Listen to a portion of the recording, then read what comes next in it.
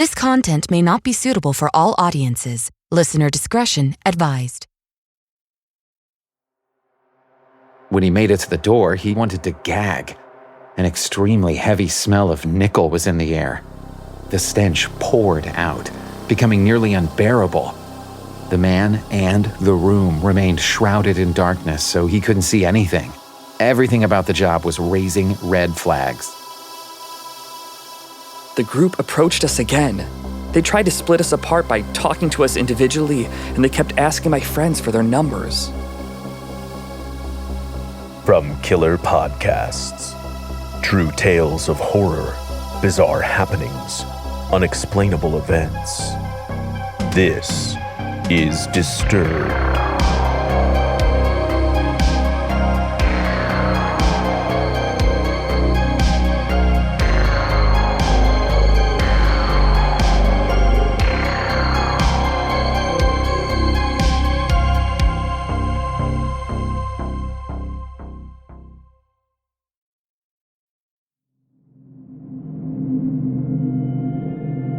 Hello, and welcome back to the show.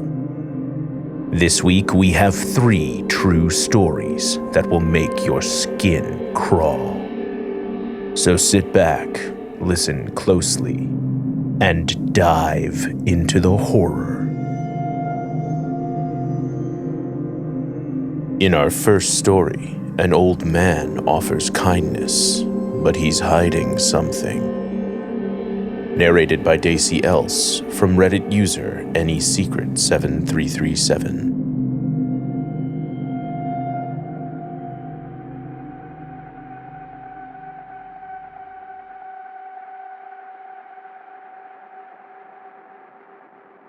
This happened a few weeks ago at the end of November. For context, I'm a student who's been struggling financially. That month in particular, I was desperate.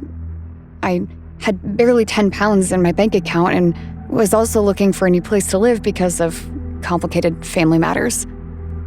Since my budget was very limited, I used sketchier sites to look for an apartment or a roommate. I found an ad offering a room at a lady's house for 270 pounds, so I called immediately. A man answered. He talked about my situation, and he eventually gave me the woman's phone number. I contacted her the same night, and the conversation quickly became bizarre. She started with questions like, "Will you have people over?" Then moved on to, "Do you have a boyfriend?" And finally, "Oh my God, you're a virgin." I was confused about why this mattered, but I brushed it off, assuming she didn't want people fooling around in her house. After all that, she told me she already had someone lined up and preferred tenets of the same religion. I was pretty annoyed, but she said she had a friend who might help me and gave me his contact info. While I waited for him to respond to my text, she went on about how kind he was and how many young students he had helped. The man replied, and I explained my situation again. He suggested I come to his store the next day to talk. It felt suspicious, but I didn't have many options, and I was exhausted from all the back and forth that night, so I agreed. The next day, I stopped by a shop around 4 p.m. on my way to school. The place was messy, and I saw him, a scrawny old man, sewing in the back. He greeted me and seemed both friendly and concerned about my situation. He told me there might be an apartment available for 3 months starting in December in the same neighborhood. A woman he knew was traveling and wanted to rent it out, I guess. He said he would try to convince her to let me stay longer, though the condition was that I'd share the place with another girl because my budget was low. I was desperate for a place and also wanted to get out of there, so I said yes and left. Later, he asked if I wanted to come back and help at the shop in exchange for pocket money. It sounded really strange, but I needed the cash, so I agreed. That Sunday, I visited and helped him clean up. The place was a mess, especially in the back, and had a weird smell. As I folded clothes, he told me his full life story. I remember thinking, oh my God, these people never shut up. I'm definitely more comfortable with quiet and wasn't at all interested in hearing about his ex-wife and cousin and whatnot. I rushed to get out of there, trying to find excuses to leave. Eventually, he agreed and told me we could take his car and visit the apartment he told me about. The apartment itself was decent, but the woman who lived there was awful.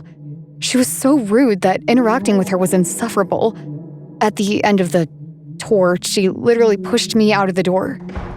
Anyways, I told the man people were waiting for me at home. He's like, "Didn't you tell them you were working?" I told him yes, but that wasn't the truth. No one knew where I was or what I was doing, but I couldn't let him know that. He then insisted on showing me his own apartment instead of taking me home. Since I was already in his car, I couldn't really refuse. We got to his place and, unsurprisingly, it was dark, dusty, and cramped. He told me that if I urgently needed somewhere to stay, I could stay there with him and mentioned that another girl did that already. Hell no, I'd rather be homeless than live with that guy. I just laughed it off. He paid me pretty well for the work and drove me to the train station. After that, I decided it wasn't a good idea to take the apartment he offered. I avoided his texts for a bit about work and the apartment. Eventually, he said he needed an answer because other girls were interested. So I told him I didn't want the place and that with finals approaching, I didn't have time for work. He sent a message long enough to be a speech telling me that he'd always be there for me and that I should come to work as soon as I can. I had no intention of ever seeing him again. And I wish I never did, but something came up and I really needed more cash. I texted him that weekend and asked if I could come work, and he said yes. Things were different this time. He continued to ramble about his life, but the conversation got stranger and stranger. He told me about those students he and the other woman had mentioned. He talked about how he took them to hotels and gave them money, trying to make it all seem normal. I finished work pretty fast, but he kept talking through all my excuses to leave. Then he started asking weird, personal questions like the woman had earlier. He asked if I was interested in trying on new clothes at his supplier's place. They didn't have fitting rooms, so I'd have to change in front of them. But he said that another girl did that already and she was very comfortable. I told him I'd think about it just to appease him. Then he said, "You must be used to it with your boyfriend." I told him I didn't have one, which was probably a mistake, and I saw his gaze completely change. It was a look of excitement, like he was trying to suppress his urges, and bombarded me with questions. "You've never had one? You ever gave head?" I knew a virgin Muslim girl, and I respected her wishes of wanting to remain virgin. She was working here sometimes like you and needed some extra money, and I told her that for a little more we could spend the night together, but we did everything with our mouths. Every alarm bell was ringing in my head. My heart was racing and kept looking for a way to leave. Mind you, I never said anything to insinuate I was interested. I only politely replied to all his stories. I told him I needed to go, but he still hadn't paid me. He told me he needed to grab the money and some other stuff from me at the back of the store, and told me to follow him. I got an awful feeling in my stomach. My body was literally shaking, and every part of me wanted to get out of there. I didn't follow him, but just walked up to the doorway as he went around the corner. When he returned, he handed me the bag and the money, then pulled them away right at the last second. Confused, I looked up. "How about we go to my place for an extra $20? I froze. I was completely fucked. There was no one around, just the two of us in this dim store. I blurted out something about doing it next time because I really needed to go. That made him agitated. He made me promise, and after I did, he asked, "How about a kiss then?" I looked down at his dry, crusty lips and dirty fingernails holding the bag. I wanted to gag. I told him next time, and he told me I should come back to work the next weekend. I left the store completely freaking out. I felt disgusting and dumb and couldn't stop shaking. I threw the bag away without even looking inside and hopped on my train before blocking him and the woman. Later, the man I was originally talking to on the app messaged me again saying he'd found a room for me and could help me pay if I didn't have the money. But we had to act fast. I replied that I wasn't looking anymore, that I didn't want to be indebted to anyone, and I blocked him too. I'm all good now, but that experience really made me realize I need to stop being so naive. Not everyone wants to help out of pure goodwill. It could have ended with me being assaulted or worse, and no one even knew where I was. I'm glad I didn't get more tangled up with that man, because if I had taken the apartment out of desperation, I wouldn't have been able to escape him. Later, my friend told me I should go to the police, but I didn't know what to say. He hadn't technically done anything yet, and I went there willingly. They probably couldn't have done much, and it would have been more humiliating than anything, so it ended like that. I don't know what those people really wanted from me, but I hope I never see them again.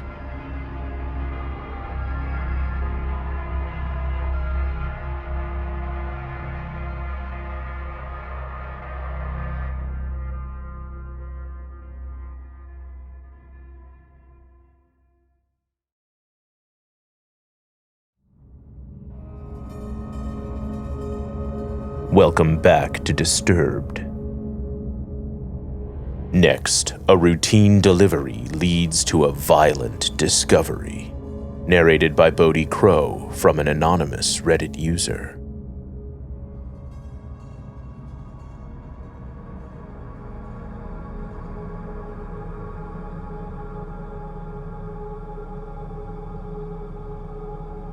So, this happened 3 years ago when I lived in Grand Rapids, Michigan. Most people know it's one of the fastest growing cities in the state. But what they won't tell you is how much crime there is. You don't want to be around when the sun goes down. You'd probably think things would get better during the winters, but it was always constant. From men trying to convince you to get in their car with them to guys on the street ready to rob you. Anything could happen. One guy almost ran me over on the sidewalk in order to grab me. The worst thing I experienced happened while I was working at a pizza chain. We were located more away from the city, so we thought we were away from the hysteria of the nightlife. But we had the occasional weird person come in or homeless man trying to escape the cold. It was late in the evening, dark out, middle of December. I was inside taking orders and making pizzas, imagining myself jumping on the train that ran across the street and getting the fuck out of there. I hated every inch of that place. We got a call to make a new order. When I picked up the phone, I could feel the tension on the other line. Nothing about the order was out of the ordinary, but something was off. I submitted the order into our system. We usually hold the information of recurring customers, but this address was a hotel. No big deal. I got the order ready, rolling out the pizza, putting on the sauce and toppings, throwing it in the oven, and getting it prepped to go out. My manager, the delivery driver, grabbed the complete order and headed off. Something like 45 minutes later, I got a call from my manager. He said he's fine, but told me something strange happened on the last delivery and gave me a list of items to gather for him. A weird request, but okay, chief. Despite the cold, my manager returned to the store in a sweat, and he told us what went down. He made it to the hotel room. When he made it to the door, he said he wanted to gag. An extremely heavy smell of nickel was in the air. As if that wasn't weird enough, all the lights inside the room were off. He knocked, and a man opened the door. Immediately, the stench poured out, becoming nearly unbearable. The man and the room remained shrouded in darkness, so he couldn't see anything. Everything about the job was raising red flags, so he just wanted to get out of there. He held his hand out to take the money from the man who hadn't spoken a word. The man just gave him the money and shut the door, almost slamming it shut. The whole situation was so bizarre. My manager just started walking away, a little baffled. Until the shock slowly faded and he remembered he needed to put the cash away. After all, our drivers were robbed before. The man didn't even want change, so he could feel there was more money in his hand than was needed. But he also felt that the money was off. It was wet, and it had the thick, heavy smell of nickel. My manager immediately got into his car and started driving back to the store. He never stopped to turn on the lights. He just wanted to get back. When he walked into the store, he showed us the money. It was dripping in blood. Not red paint or something fake. It was unmistakably blood. The cash was so soaked that when placed in a Ziploc baggie, it looked like meat being marinated. I used to have a picture of it, but I lost it when I got a new phone. My manager's hands and jacket pocket were now covered in it. We immediately called the police. They came out to investigate, but since there was nothing really showing a crime, no one screaming for help, no one calling the cops to report anything suspicious, they said they couldn't do anything but check out the hotel. It seemed like a busy night for them, so we don't think they ever did. They didn't even take the money. We all guessed what it was from. If it was a man who hurt himself, why didn't he go to a hospital? The amount of blood was too much to be from a small wound. Did he hurt someone else? The sketchiness of the whole situation was so bizarre, but I guess the police thought it wasn't strange to order a pizza with blood-soaked money. So we went on with our night. I still wonder what that was all about. I've since moved to the country, and the peace I feel from being away from that city is almost like being in heaven.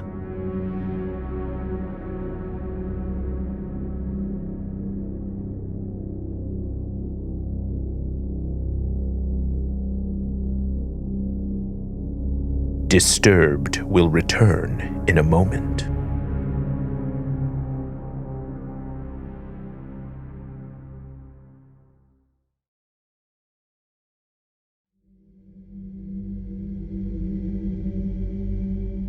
In our final story, a night out becomes life or death.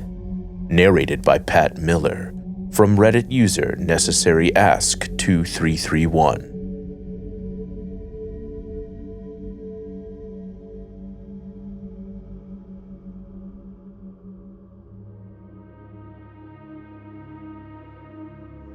Me and my 3 girlfriends, Ariana, Erin, and Jessie, went to our hometown college bar last night. All went well at first. We drank a fair amount and danced, keeping our eyes on each other all night as we headed to the bathroom or chatted up guys. Eventually, Ariana split from us to go home with someone, so it was just me, Erin, and Jessie. After Ariana left, a few people approached Erin, 2 guys and a stud female. They were in their late 20s and they all had face tattoos, so they looked a bit sketchy. We couldn't tell if they were as drunk as we were, if at all. The stud offered to buy Erin drinks throughout the night, and at one point, they were dancing on each other. Since I'm 6'3" and the guy of the group, it's kind of my job to keep an eye on everyone, but they seemed to be having a good time. When the last call came around, their group invited all of us to go to an after party to celebrate one of their birthdays. They were pushy about it though, and all the girls' phones were dead, so I didn't have a great feeling about it. We pretended to look for Ariana so they'd leave, but they were persistent. Even though I was pulling for all of us to go home and Erin and Jessie were very uncomfortable, we ended up following them. We were drunk and I guess we all just felt trapped. As we walked, I was getting pressed for holding Erin and Jessie's hands. They said I was overprotective and that I should let them make their own decisions and have a good time. I was acting as nonchalant as you can when you're drunk, not raising my voice or talking directly to any of these guys. We arrived at a parking lot nearby, and I told them we had a long night and we were all going home. They tried to talk us out of it, opening the door to their small, dirty white car, with someone we hadn't seen before in the front seat. They berated us, saying things like, "We'll pay for your Uber back. Let them make their own decisions. Is he bothering you, girls? You seriously think I'm not trustworthy? I own businesses." My responses were short but not rude, like, "No, we're good, and I can pay for us to get back, don't worry about it." And we've had a long night. Even though I tried to handle the situation calmly, they became more and more frustrated with me. Suddenly, the stud sent her fist right into my eye. I hobbled back, dazed. All I could register was that we needed to get the fuck out of there. I didn't react, fight back, or scream, mostly out of fear of what they'd do. My girlfriends didn't react much, and they also hadn't been rude at all. We walked over to the street to wait for an Uber, but the group approached us again. They tried to split us apart by talking to us individually, and they kept asking my friends for their numbers. One of the guys offered me $50 to get an Uber and leave my friends, saying that they'd take them to the after party. I politely decline and we stand there waiting for the Uber. My girlfriend's trying to make excuses as to why we're leaving. He's just being protective. We have to get home. I have work in the morning. My dad is really strict. The Uber finally arrived and we got in. One of the guys approached the window, offering the driver money to let us go and telling us he would pay for the Uber. The whole time I was holding onto my friend's hands. The Uber drove off and we broke down in the back of the car. We hugged and talked about how terrifying that experience was. I'm still a bit shaken by it. I've played the night back in my head, trying to find out what went wrong or what I should have done to avoid all of it. If you have any ideas, let me know.